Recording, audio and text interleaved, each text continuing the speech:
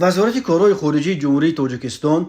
روز 15 اپریل سال 2024 خبر داد که جانب تاجیکستان نیز برای دارندگان شناسنامه‌های عمومی شهروندی خارجی ترکیه نظام روادید جاری می‌کند. در وزارت خارجه تاجیکستان تاکید کردند که با استناد به اعضای قرار حکومت جمهوری تاجیکستان از 28 مارس سال 2024 با مقصد تطبیق پرینسیپ معامله به مثل شروع از 20 اپریل سال 2024 نظام روادید نسبت به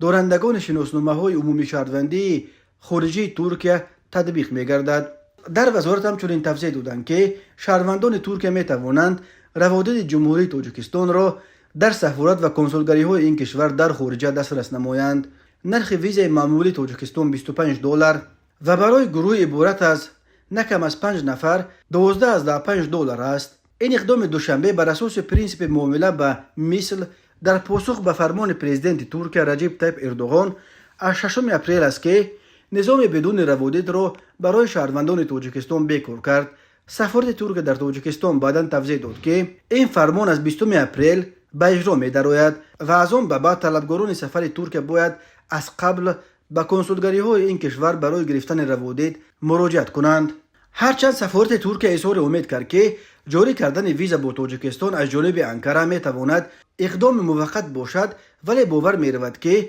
جاری شدن ویزا و دست کم طلب کردن 14 حجت برای گرفتن ویزای عادی می تواند شماره طلبگاران سفر و سیاحت به ترکیه را در میان ساکنان تاجیکستان به شدت و به مراتب کمتر کند. این اقدام ترکیه همین طور می تواند بالای نرخ محصولات واردی از ترکیه در بازارهای تاجیکستان نیز تاثیر گذارد، چون که تهیه حجت‌ها برای گرفتن ویزا و نرخ خود ویزای ترکیه به خراجات تاجرانی که از ترکیه مال می‌آورند می‌افزاید. درباره سبب چنین قرار حکومت ترکیه نیز تا کنون شرح نشر نشده است، ولی تصمیم ترکیه در مورد بیکار کردن نظام روادید برای شهروندان تاجیکستان در پی سلسله حمله‌های تروریستی از نام سازمان تروریستی داعش در کشورهای گوناگون از جمله در ترکیه با اشتراک زادگان تاجیکستان صورت گرفته اعلان شد.